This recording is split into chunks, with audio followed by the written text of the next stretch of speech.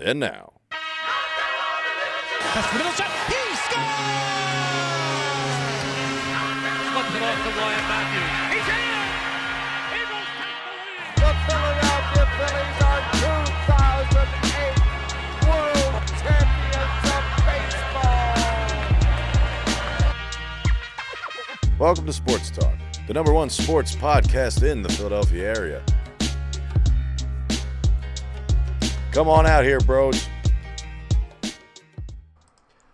Oh, what is going on? We are trying something new here on episode 14.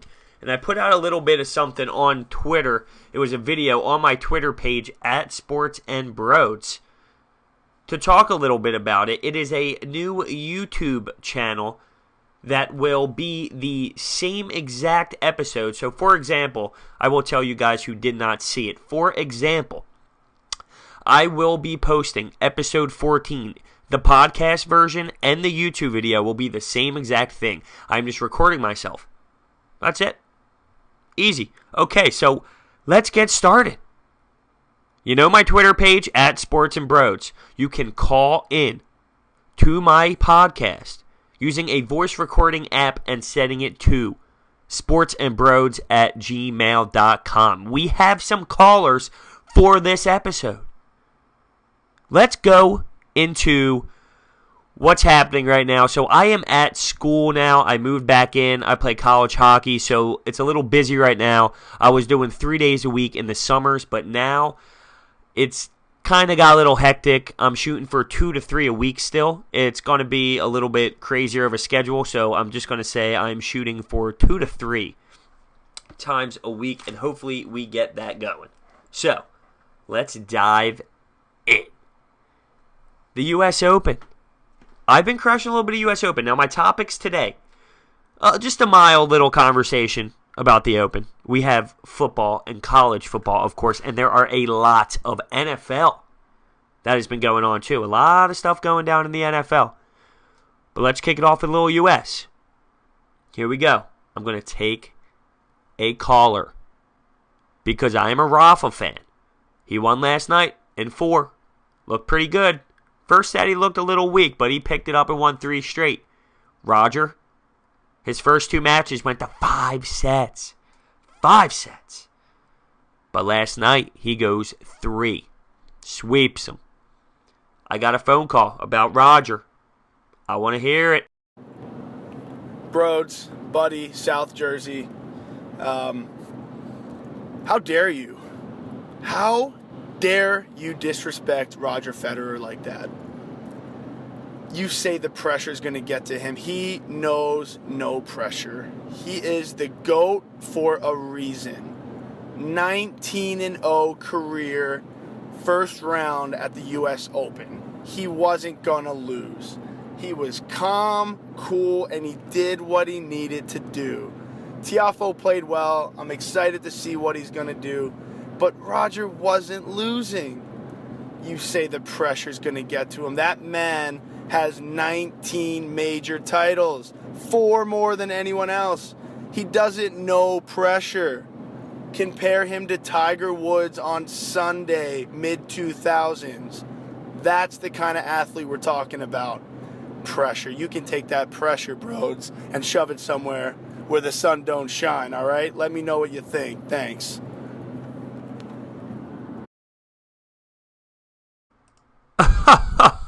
Oh, buddy. Thank you for the call. Now, last episode I did say he had some pressure. And I'll be honest with you, yeah, maybe he does have 19-0 career wins in the first round. He didn't look that great, though. Let's be real. Let's be real. Now, I did say that to spark the crowd a little bit. I'll be honest with you, because I know your wife, who called in, who is a big tennis fan, loves Roger. I just thought it was funny. Get her juiced up a little bit. I mean, I am a Rafa guy over Roger. 100%. And I think it's going to be a good battle. I do. Maybe we could make this interesting off the air, if you will. Huh? Ha. I got you going there, bud. Roger. The GOAT. Sundays. Tiger. Nah, not the same. Not the same. There's too many guys out there like Djokovic, Rafa, Murray that are hanging around just as much as him. When it was Tiger, there was no one like that. No one. Not a soul, bud. Now, I actually found myself watching a little bit of Nadal yesterday on Saturday when there was football on. Oh, a disgrace maybe? I don't know. But I loved it. I absolutely loved it. Something about the majors. Something about the majors. That's a violation, though, to be honest with you. That could be a violation. Moving along. Football. College football. Oh, let's go. So happy it's back. A few episodes before this, I stated that college football is not that great. Lots of blowouts, which there were a lot of blowouts. There were a lot of blowouts. But it was awesome, and I loved every second of it. And I'm sitting here thinking, one of the reasons why it's not the same for me as the NFL is because I don't have a squad. There's no real deep squad in Philadelphia. There's Temple, not that great. They lost to Notre Dame. Penn State, a little bit far away, 3 hours or so. Okay, maybe. But then I thought about it, and I watched the game, and I said, you know what? This is it. This is the squad for Brodes.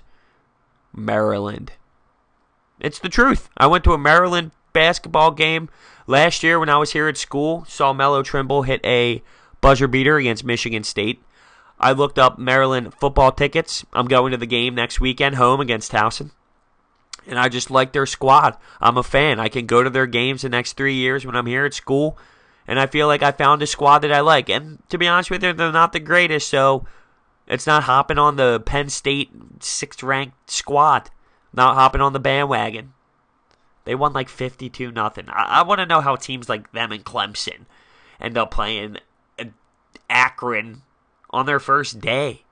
I just don't understand that. You're a top 6 team in the country, and you are allowed to play teams of that nature. It just doesn't make sense. How much greater would it be if there weren't as many blowouts and these good Power 5 squads play top teams all year? Like all year, all their games are other Power 5 conference teams. It's kind of a joke, to be honest with you. But we as a Baltimore City, you like how I say that now? We, because I'm a fan. I guess I can do that. I listened to Baltimore sports radio on my way to class, and I heard all this stuff about how they're going to get smacked by Texas and lose by 20. But I always had faith. Always had faith for my squad. I'm pretty pumped for that Towson game, though. I'll be honest with you. I'll watch a nice Maryland Towson game, 12 o'clock on Saturday. Boom, next day. Oh, what's that? Eagles, Redskins. But I will get to that in my NFL segment. I will get to that.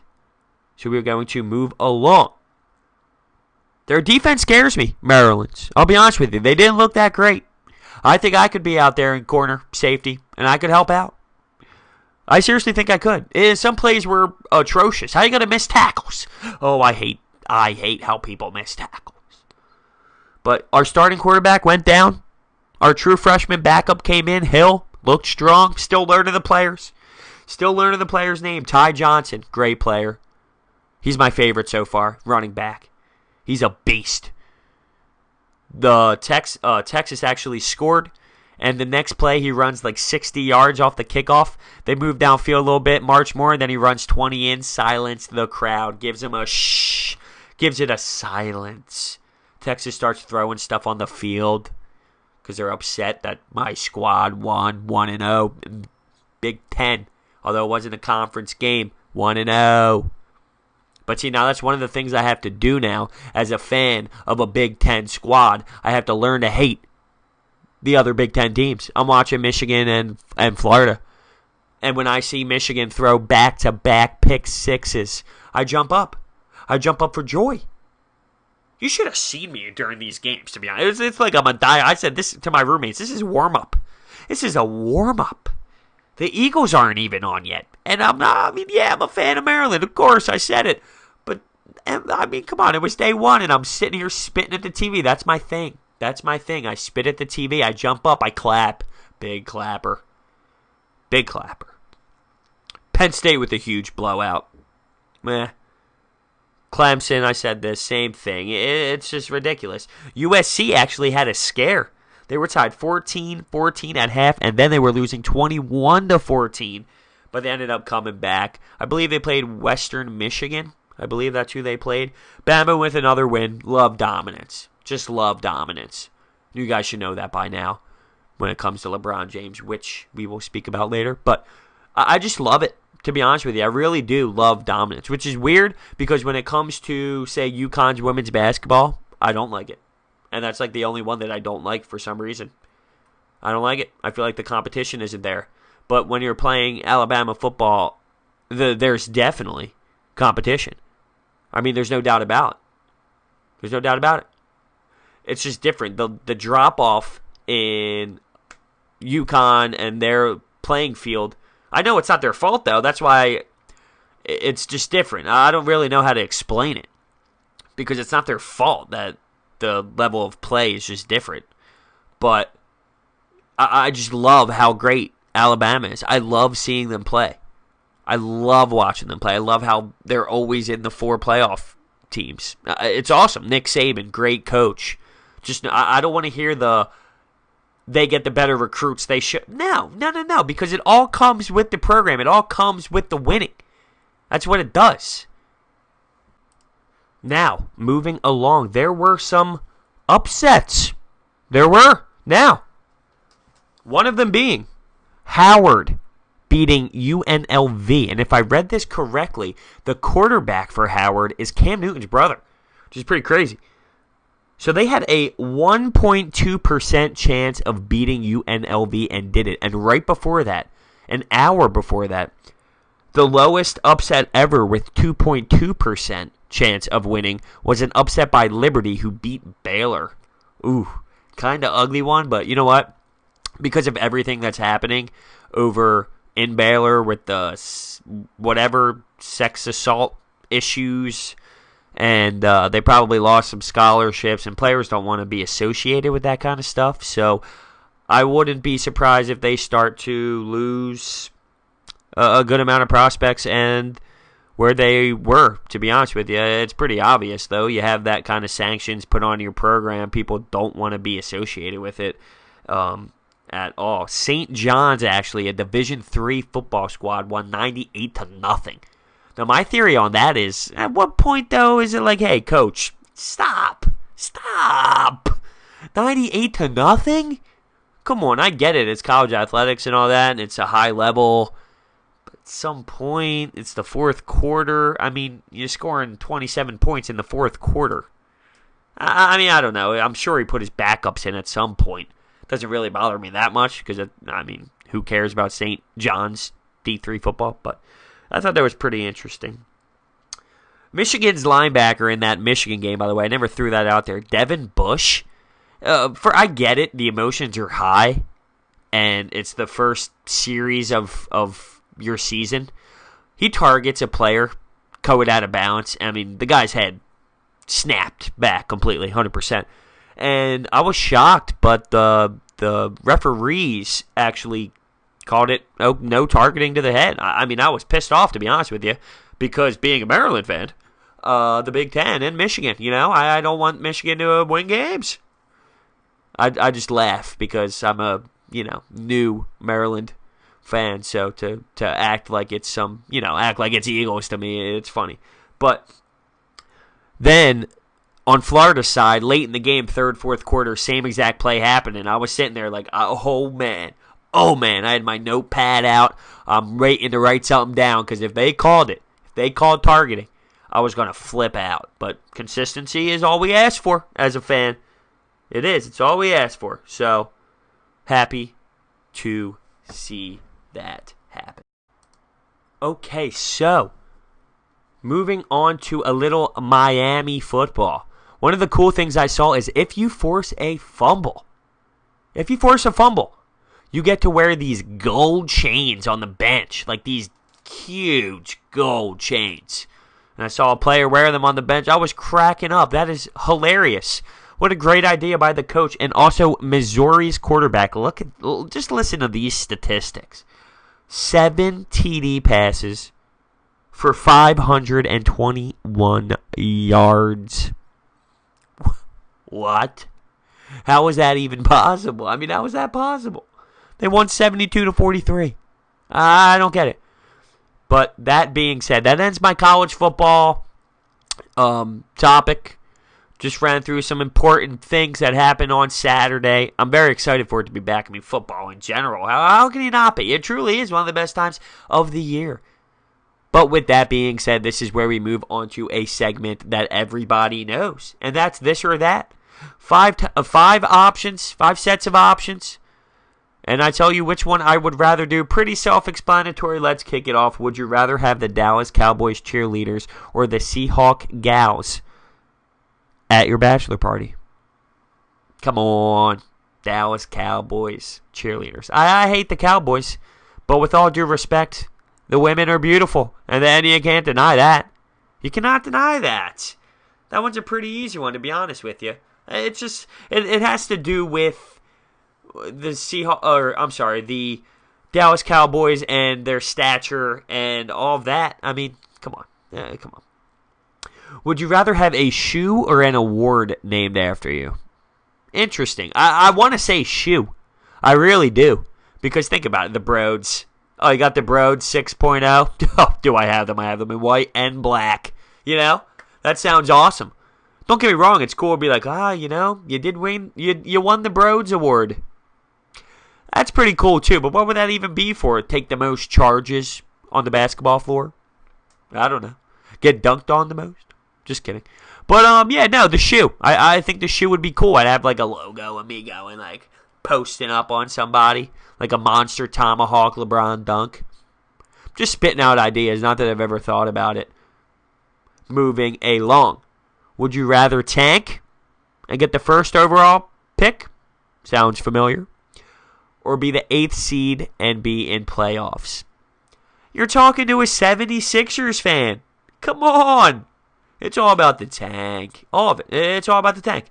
I would easily sacrifice a year to have quality years in the future. And that's just how it works, especially in the sport of basketball, because one man can dominate LeBron James. You know what I mean? So think about it. For example, if you were a struggling franchise without a LeBron James, you tank, you get LeBron James. Isn't that worth it? I mean, it is. The answer is it is worth it. It's obvious. It's worth it. So, tanking is my answer. 4th, would you rather be the most skilled on the team or have the highest IQ in that particular sport? Now, high IQ goes a long way. For example, hockey, if you're in the right spots at the right time, that goes sometimes just as far as being skilled. You can be supporting the puck, not be the greatest skilled player, but support the puck great because you have high IQ and be in the right spots at the right time, and it can help out your team just as successfully. But, on the other hand, if I was the most skilled, I'd probably have a lot more goals than I do now. I'm a stay-at-home D-man who blocks shots in practice and breaks my thumb. So, I'm going to go with the most skilled, but that's because I'm not the most skilled. So, it would be cool to, like, dangle people. I'm putting this in perspective of hockey. Dangle people, shoot the puck, short sidebar down. These are just options that come to my head. You know? So, the last one of this or that before we end another great segment. Would you rather practice early in the morning? Early, 5, 4:30, or late, 11:30 practice? I am going to say early. First off, I don't like missing sporting events, and that may happen. Not this year, but my freshman year. We had to get up and get in the weight room at 5 a.m. for the first 6 weeks of school. It kind of sucked, don't get me wrong, but once you were up and involved in it for the first 45 minutes or so, by the time you woke up, you got there, you do your dynamic warm-up, it's not too bad, and when you're done that, you're done for the day, so when you're in class, it's not like, oh man, I got to do go to the lifts today or anything like that. I think it was kind of cool because then you know your day's over. The wake up is kind of not the best, obviously, to be honest with you, but you kind of get over it. So I'm going to go early in the morning, get it out of the way, and then record my podcast at night. Oh, how about that? So that is a segment of This or That. Very popular. Very popular. But let's head into the NFL because there are lots of things happening. A lot of them. First off, I got Madden 18. Shout out to Dan Robinson. Thank you for the code. I'm so excited to play. My girlfriend visited. Haven't got time to play it, but it gave me a good amount of time to download it because you all know on these Xboxes they take forever to download. So I'm excited to win the Super Bowl with the Birds, the Eagles. Win it a couple times. Maybe do a my player, Brodes, quarterback, running back. Haven't decided yet. Don't know if I want to play for the Birds yet. I normally always do. Maybe make a Madden Ultimate Team. Very excited to start playing that. But going into the Eagles, they have their roster set, and these are the backs they kept. Very happy about it. LeGarrette Blount, obviously. Sproles, Smallwood. They kept Pumphrey. Although I didn't watch preseason game 4 at all, and I heard that he got hurt. Didn't watch it. Don't care. Waiting for next week. So that was Blount, Sproles, Smallwood, Pumphrey, and they keep Corey Clement, which is good. I'm very, very happy for him. Undrafted, from South Jersey, has a great years at Wisco, great back, and he proved himself. He did. He proved himself. He looked very, very good all camp long and in preseason games. So don't put him on the practice squad or don't let other people pick him up. No, none of that. Good. He made the roster. I'm very happy for him. Then our wide receivers go the following. Alshon Jeffrey, Nelson Aguilar, Torrey Smith, Hollins, Marcus Johnson, and Gibson. No complaints in the wide receiver game. I'm ready. I'm just ready. Sign me up. Like I said, I skipped preseason game 4, and I am ready for week 1 against the Redskins. My roommate is actually going to the game. His friends are coming down from South Jersey to visit him. Then they're going to the Washington Redskins game because they play out of Maryland, which is where I go to school. And he doesn't even know football, and he's going. It's ridiculous. He doesn't know anything. If you're watching, Doug, you don't know anything about football. And I'm going to be sitting there watching on my couch. But in my defense, it's week 1, so I am okay with that because I can sit there, watch Red Zone on one TV, watch the Birds game on the other TV. Got to do dual TVs for this day and just relax and watch the NFL because it's amazing. It's amazing. So moving on, the Zeke thing is still going on, and the NFLPA is backing Zeke up. Backing him up. It's great. I actually like it. Being an Eagles fan, hating the Cowboys, something's not right. Just something is not right with what's going on with the NFL and the NFLPA and his suspension. And the judge and the court system of the country say he didn't do anything wrong. Then the NFL is just like, bam, 6 games. I just like the way the NFLPA is standing up for Zeke. That is what they're actually for. That's what they're for. And they might get reduction on games. He might get 0 games. I'm pretty sure he can play now. I'm not 100% on that. I was listening to SportsCenter the other day, and they were explaining how the NFLPA went to court for a restraining order on the NFL. They broke it down very crazy when it comes to the courtroom stuff, so I wasn't following 100%, if you could imagine. But moving along with some NFL news, because like I said, there was a good amount. Hopping around a little bit. J.J. Watt. Oh, just definition of an athlete. You know how I always respect LeBron James and what he does? And how much of an athlete he is, and a professional. That's the word I'm looking for, just a professional. Come on. I mean, what he is doing is perfection. And don't get me wrong, there are plenty of other people doing the same thing. He's a Houston player, and he's doing great. He's raised $17 million so far. He's got like 10 tractor trailer full of stuff, and that's not even digging into his $17 million yet. And it's only going to grow. Only going to grow. So that's awesome. Keep it on that. DeAndre Hopkins signing a long-term deal. I love him. Picked him up in fantasy. Love him. I love him. He's one of my favorite receivers to watch.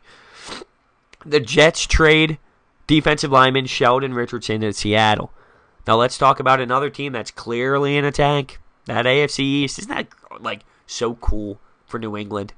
Like, you know, you run it. You run it. These teams are literally giving up. They're giving up.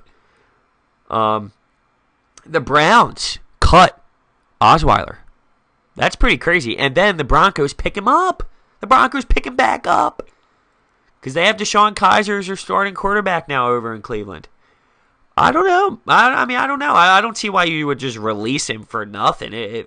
I guess it comes down to money and financial issues or his contract or whatever the deal is. They don't feel like it's worth him paying for it. But what else you got in that position? If you're going to start Deshaun Kaiser, that's cool. But a backup situation, a veteran situation to help this kid grow, something. But the Browns pick him up, and they actually release their safety, 3-time Pro Bowl safety. So it's pretty crazy. Pretty crazy. The Bears cut Victor Cruz. Now, I was thinking, hey, why not for the Eagles? Snag him up, but I think we're okay right now. I mean, you lose Jordan Matthew. I don't know. I just thought about it. Just picking up Victor Cruz for whatever. Can't hurt. But at this point, it seems like our roster is pretty set in that position. And they cut Aguayo. He was cut again. Poor kicker. Now, listen to this. The Steelers get Hayden when Cleveland released him. Sucks he couldn't come here in Philadelphia, but the Steelers get him. And Wilcox. They upgraded in those positions, definitely. Now, week 1, Sammy Coates got traded to Cleveland. Week 1. Sammy Coates versus Hayden. Now, what is next, you ask? Dorsett to the Patriots. As if Tom Brady needed any more wide receiver threats. I get it. Edelman went down. So, it makes sense, but you could put anyone with Tom Brady. In all honesty, you could. And everyone knows that. But picking up another solid receiver who knows what he's doing in the league. It's crazy. New England is so good. I'm jealous. It's the truth. I'm jealous. And if you say you're not, you're lying. I couldn't even imagine what that feels like.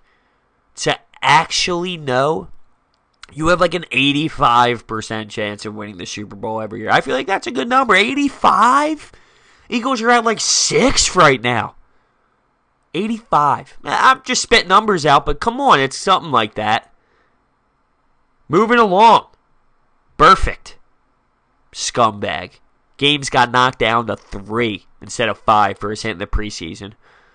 I don't get it. I went off on him last episode. Just a scumbag player, and it's something that doesn't need to be happening in this league anymore.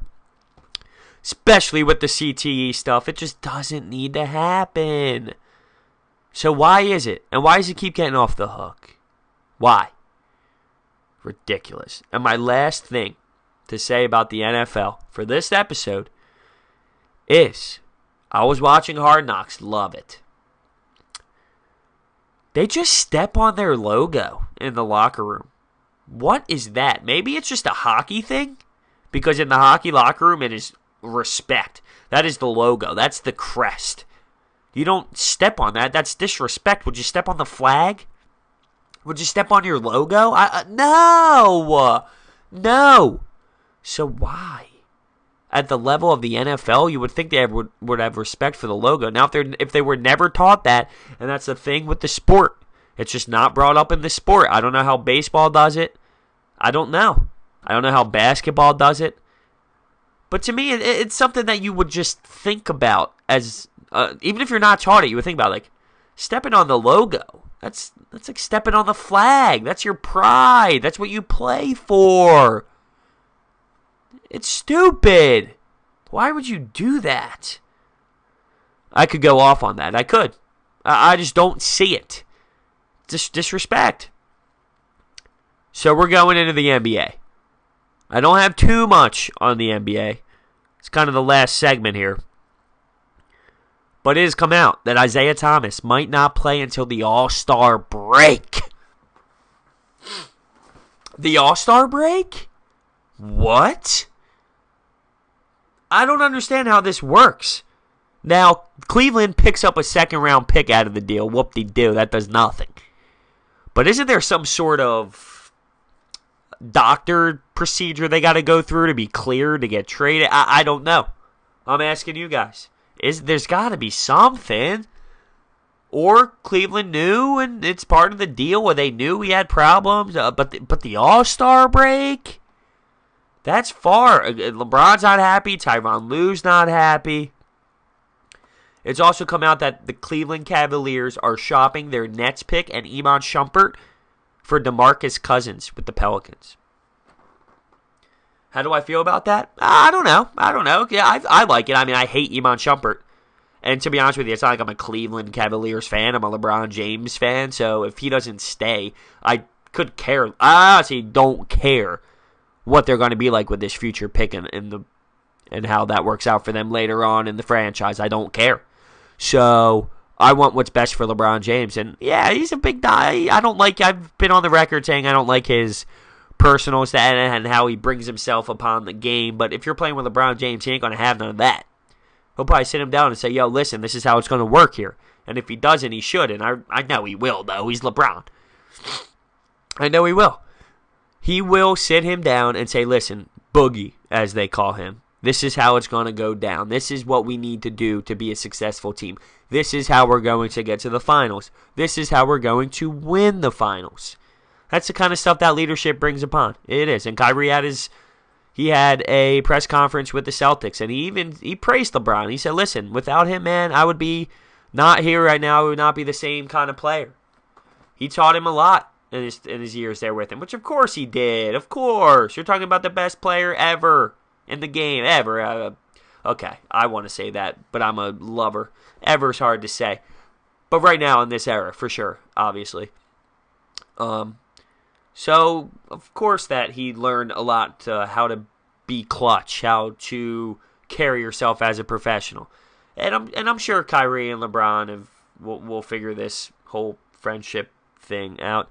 I actually took an Uber the other day, and he was wearing a Baltimore Ravens hat, so I brought up the NFL, whatever, Eagles, basketball came about, and then I go LeBron on him, like I should. Of course. Shuts it down. Says no. MJ. Just shuts him down, though. Like, that's what I don't appreciate. The full down LeBron shutdown. I get it. I was born in 95, so I didn't see MJ's prime. I didn't see it. It's not the same as watching LeBron and what I do now. Not disrespecting Michael Jordan or anything. I get it. I mean, come on, I get it. But don't put down LeBron. Don't. He's dominant. Don't get me started. I could do this all day long. He's just amazing on the basketball floor. Poetry, I like to call it. I like to call it poetry when it comes to that man and hoops. So to finish this off, sadly, I'm going on Alonzo Ball and the Ball family. I never really talked about them, to be honest with you. This is my first time, actually. Lonzo Ball was quoted about how Nas wasn't rap. Rap is Migos and Future. Oh, no. What are you saying? Without guys in the past like that, there is no Future, Migo. And I listen to that stuff, and I get it. It's hype, man. It's hype. Future's a hype guy. He's not a lyrical guy. Kendrick Lamar, Future, totally two different aspects of rap. But I don't understand how you can say something like that. That's totally disrespectful. And anyone who understands how it works, there's a timeline and everything happens. So if Nas, Biggie, Tupac, like all that stuff didn't happen, there's no Eminem, Lil Wayne. If none of that ever happened, there's no Kendrick Lamar. Where are you coming from with that quote? That's just, you're stu-nod. And I like Lonzo Ball, and he's going to be a player, but stuff like that, what are you saying? And that brings me up on a topic with his brother LaMelo. He is apparently having his own shoe now, which is like $400 or whatever, $375. But now he might not be able to play for the NCAA because it's a violation. And his dad said, don't worry about it. You're going to get to the NBA anyway. And it's like, why? He's committed to UCLA. Why do this? Just don't worry about it. I mean, they're trying to get into the media and all that. We all know that. But what do you want? If I was LaMelo Ball and I'm committed to UCLA and I'm a top 5 prospect in his class, why even play around with it, man? You would want to play at UCLA like your brother. You want to play somewhere that you were grown up in. Why would you not want to? It doesn't make sense to me. His dad probably has a lot to do with it. Just brainwashing him. I don't know. But I wouldn't give up my chance to play ball at UCLA. I'd be taking charges for the Bruins. I want to hear the ref blow the whistle, point the other way. And to finish it off, the Lakers get fined $500K for the Paul George talks when they weren't allowed to. Does that really do anything? No. What's $500K to the LA Lakers? Nothing. Now, I don't know if that goes for a strike against them. You get you know what I mean? I don't know how that works. But if it's just a straight up fine, what's $500,000 of that to the Lakers? That's pocket change. Makes no sense. But I am going to end it here. We're trying something new. YouTube and the podcast. Same time. Episode 14 on YouTube and on the podcast. Same episode. Just recording myself live on my webcam doing it. That's all. So there's 2 different ways to watch it now. I am also sponsored and partnered with Sports R Philly. You can check them out on Twitter at Sports R Philly. Or go to their website at www.sportsrphilly.com. And I am also on Twitter at sportsandbrodes. And you can call into the show using a voice recording app, the voice memo app on your iPhone. Recording your sports point, and it's easy. You just email it to sportsandbrodes@gmail.com. So I'm excited to see how this goes. And I want to try and make as many episodes as I can. But right now, like I said, I'm at school. I'm definitely committed to this 100%. Don't get me wrong, not giving up on it. Just don't know if I can do 3 times a week or 2 times a week yet. Just getting back in the groove. This was my first week of classes. So we're just going to see where it goes. Thank you so much for listening. There will be more in the future.